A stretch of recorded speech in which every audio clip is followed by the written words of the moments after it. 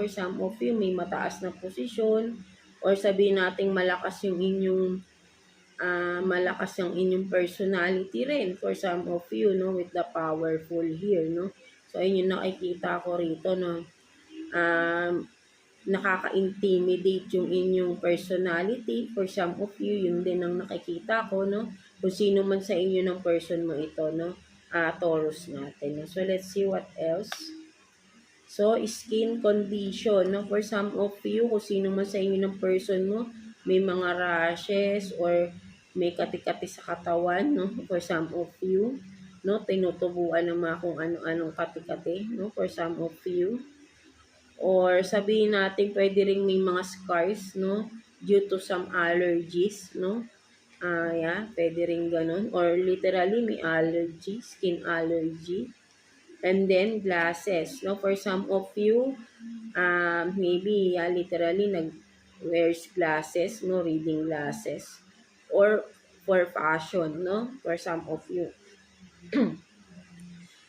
Or sabihin din natin glasses for some of you, kung sino man sa inyo, no, ay nagising na, no, nakita na yung katotohanan, because with the glasses, no, makikita mo clearly yung tao na kung sino yung kadil mo, no, for some of you, no, mga Taurus natin.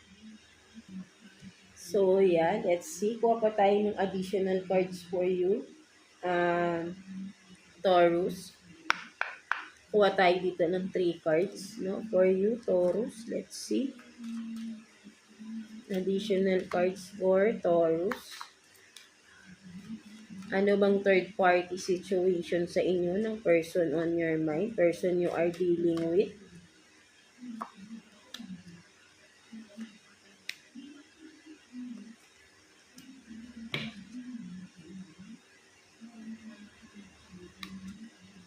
So you have this Page of Cups, no? Page of Cups. And then the Temperance.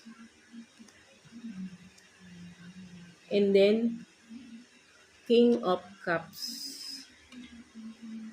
So ang nakikita ko rito, no, mga Taurus natin, no, with the Page of Cups, no,